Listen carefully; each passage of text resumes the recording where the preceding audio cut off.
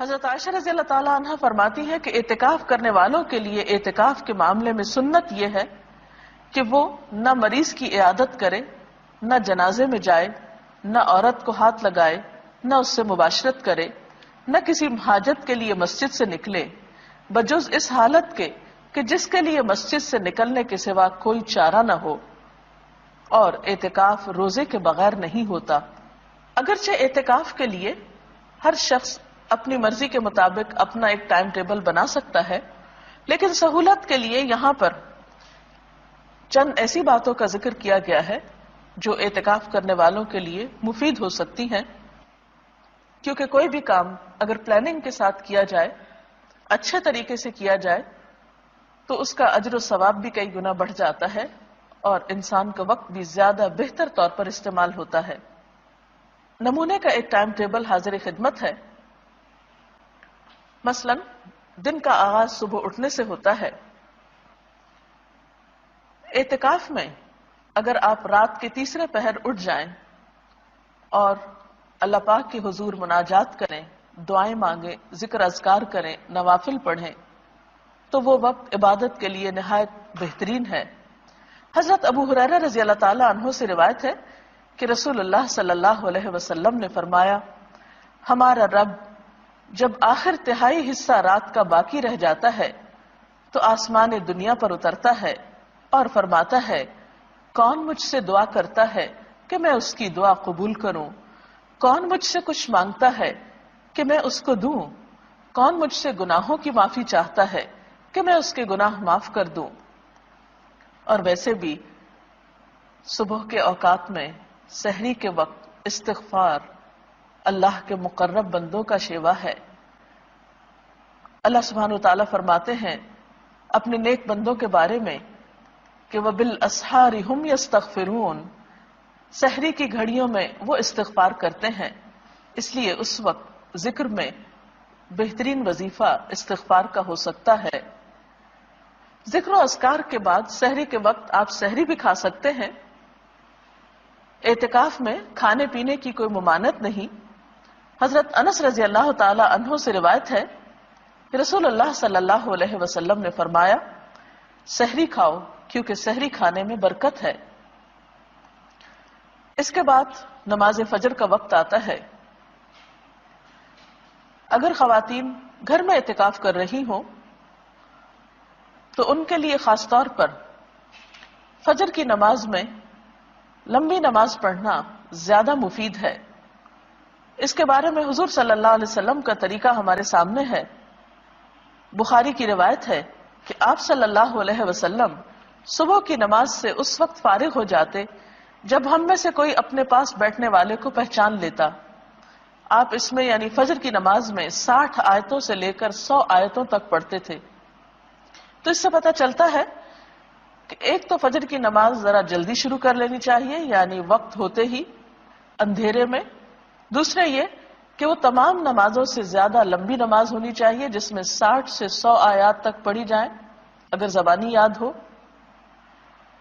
اور اس کے لیے ظاہر ہے کہ پھر زبانی قرآن پاک یاد کرنے کی بھی کوشش کرنی چاہیے، تبھی اس سنت پر عمل ہو سکتا ہے۔ نماز فجر کے بعد صبح شام کے مسنون اذکار پڑھے جا سکتے ہیں۔ قرآن پاک میں اللہ سبحانہ وتعالی فرماتے ہیں، یا ایھا الذین آمنوا اذکروا اللہ ذکرا کثیرا وسبحوہ بکرۃ واصیلا، اے لوگو جو ایمان لائے ہو، اللہ کو کثرت سے یاد کرو اور صبح و شام اس کی تسبیح کرتے رہو۔ نبی اکرم صلی اللہ علیہ وسلم نے بھی فرمایا کہ مجھے ایسے لوگوں کے ساتھ بیٹھنا حضرت اسماعیل علیہ السلام کی اولاد میں سے 4 غلاموں کو آزاد کرنے سے زیادہ پسند ہے جو نماز فجر سے طلوع آفتاب تک اللہ کا ذکر کرتے ہیں۔ تو اس سے پتہ چلتا ہے کہ یہ وقت ذکر کے لیے بہت بہترین ہے، اور ایسے لوگوں کے ساتھ بیٹھنے کو جو اس وقت ذکر کر رہے ہوں اللہ کے رسول صلی اللہ علیہ وسلم نے پسند فرمایا ہے، اور جس کی محفل میں اللہ کے رسول صلی اللہ علیہ وسلم بیٹھنا پسند کرے پھر اس کی شان کیا ہو سکتی ہے، اس سے بڑھ کر اس کے لیے اعزاز کیا ہو سکتا ہے۔ ان اذکار کے علاوہ اس وقت آپ قرآن پاک کی تلاوت کر سکتے ہیں۔ کیونکہ قرآن پاک کی تلاوت کے لیے بھی یہ وقت بہت موزوں ہے۔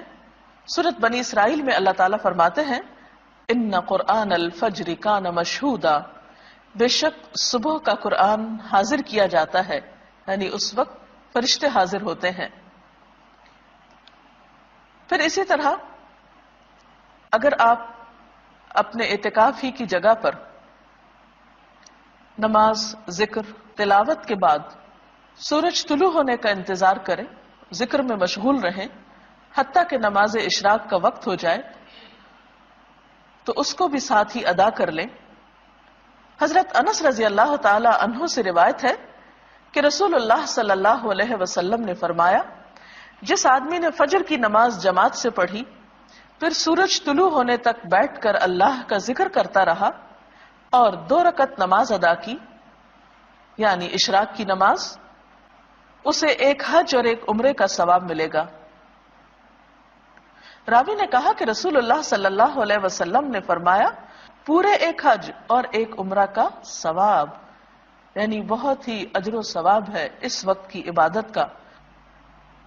اشراق کے نوافل کے بعد اگر آپ اپنے اعتکافی کی جگہ پر بیٹھ کر مزید کچھ قرآن پاک وغیرہ پڑھنا چاہیں تو ایسا بھی آپ کر سکتے ہیں، اور پھر مزید نوافل بھی پڑھ سکتے ہیں، کیونکہ حضور صلی اللہ علیہ وسلم نے فرمایا، اللہ تعالیٰ ارشاد فرماتا ہے، اے آدم کے بیٹے، دن کے شروع میں میرے لیے 4 رکعت نماز ادا کر، میں تیرے سارے کاموں کے لیے کافی ہو جاؤں گا۔ اس نماز کو چاشت کی نماز کہا جاتا ہے۔ اگر کچھ سستی یا تھکاوٹ محسوس ہو رہی ہو تو بہتر ہے کچھ دیر اب آپ آرام کر لیں۔ آپ لیٹ کر بھی ذکر اذکار کر سکتے ہیں، تھوڑی دیر کے لیے سو بھی سکتے ہیں، لیکن اگر آپ اپنی طبیعت اچھی پاتے ہوں تو بہتر ہے کہ اب آپ کچھ وقت مطالعے کے لیے نکالیں، دینی کتابوں کا مطالعہ، قرآن پاک کی تفسیر پڑھنا، اور اگر آپ پڑھ نہ سکتے ہوں تو کیسٹ لگا کر سننا، اور دینی کتب کو جو آپ کے روزمرہ کی دینی مسائل سے متعلق ہوں یا اخلاق اور کردار کو سنوارنے والی ہوں، ان کو آپ اپنے زیر مطالعہ رکھ سکتے ہیں، کیونکہ طلب العلم فریضۃ علی کل مسلم، علم کا حاصل کرنا، طلب کرنا ہر مسلمان پر فرض ہے، اور ویسے بھی علم کے سیکھنے اور سکھانے والے اللہ تعالیٰ کے محبوب بندے ہیں۔ پھر اس کے بعد ظہر کی نماز طویل ادا کریں، نوافل بھی پڑھ سکتے ہیں مزید، پھر تھوڑا سا قیلولہ آپ کر سکتے ہیں، کیونکہ اس سے آپ کو تہجد کے وقت اٹھنے میں، رات کو جاگنے میں سہولت ہو سکتی ہے۔ نماز ظہر کے بعد، قیلولہ کے بعد آپ کچھ وقت قرآن پاک کی کچھ سورتوں کو حفظ کرنے کے لیے، اور اگر آپ حافظ قرآن ہیں اللہ کے فضل سے تو اپنے دہرائی کے لیے اس وقت کو استعمال کر سکتے ہیں، کیونکہ قرآن پاک اگر دہرایا نہ جائے تو انسان کو بھول جاتا ہے۔ عصر کی نماز بھی اسی طرح خوب اچھی طرح ادا کریں، طہارت وغیرہ کا اچھا اہتمام کریں، اور عصر کی نماز کو تاخیر سے نہیں پڑھیں، کیونکہ آپ صلی اللہ علیہ وسلم نے دھوپ کے پیلا پڑنے پر عصر کی نماز پڑھنے والے کو منافق قرار دیا ہے۔ اور قرآن پاک میں بھی اس نماز کی حفاظت کی بہت تاکید آئی ہے، حافظوا علی الصلوات والصلاة الوسطی وقوموا للہ قانتین، اپنی نمازوں کی حفاظت کرو، خصوصاً درمیانی نماز کی، اور اللہ کے آگے اس طرح کھڑے ہو جاؤ جیسے فرما بردار غلام کھڑے ہوتے ہیں۔ عصر سے لے کر مغرب تک کا وقت، اس میں آپ تسبیحات کر سکتے ہیں، اور اس وقت بھی ذکر کرنا نہایت پسندیدہ ہے۔ آپ نے فرمایا، مجھے ایسے لوگوں کے ساتھ بیٹھنا 4 غلام آزاد کرنے سے زیادہ پسند ہے جو نماز عصر سے غروب آفتاب تک اللہ کا ذکر کریں۔ اس وقت بھی آپ صبح شام کی دعائیں پڑھ سکتے ہیں، اس کے علاوہ کچھ اور تسبیحات، مثلا سبحان اللہ و بحمدہ سبحان اللہ العظیم، استغفر اللہ ربی من کل ذنب و اتوب الیہ، اللہم صل وسلم علی نبینا محمد، لا حول ولا قوة الا باللہ العلی العظیم، لا الہ الا انت سبحانک انی کنت من الظالمین، یا حی یا قیوم برحمتک استغیث، یہ ذکر کے کچھ مخصوص کلمات ہیں. اپنی سہولت کے مطابق آپ جس جس کی چاہیں جتنی مرتبہ چاہیں تسبیح کر سکتے ہیں. اس کے بعد افطار کا وقت قریب ہوگا، پھر دعائیں خوب مانگیں کیونکہ افطاری کے وقت دعائیں قبول ہوتی ہیں. افطار میں کوشش کریں کہ آپ ہلکا کھانا پینا رکھیں، کیونکہ افطاری کے وقت اگر آپ بہت زیادہ کھا پی لیں تو آئندہ کی عبادت مشکل ہو جاتی ہے، کیونکہ اعتکاف میں انسان کہیں چل پھر بھی نہیں سکتا. اس لیے غذا کے بارے میں خاص احتیاط کی ضرورت ہے. ایسی غذاؤں سے بچیں کہ جن کی وجہ سے آپ کے معدے پر بوجھ ہو، آپ کی طبیعت میں سستی ہو اور آپ یکسوئی اور شوق کے ساتھ اللہ کی عبادت نہ کر پائیں. نماز مغرب میں خوب دل لگا کر خشوع و خضوع کے ساتھ نماز ادا کریں. اس کے بعد اگر آپ چاہیں تو کھانا کھا سکتے ہیں.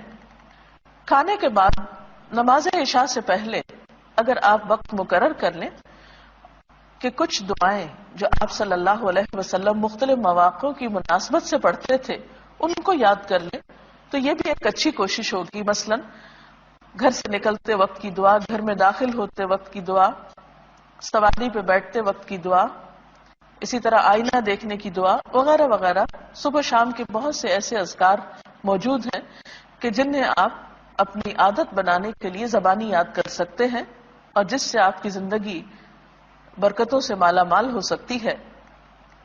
پھر اسی طرح کوشش کریں کہ تراویح کی نماز بہت اچھی طرح اور طویل ادا ہو، کیونکہ آپ صلی اللہ علیہ وسلم کی اس نماز کے بارے میں حضرت عائشہ فرماتی ہیں کہ مت پوچھو ان کے حسن کے بارے میں اور ان کے طول کے بارے میں کہ کتنی لمبی رکعتیں ہوتی تھیں آپ کی رات کی نماز کی اور کتنے خوبصورت طریقے سے آپ ان کو ادا کرتے تھے.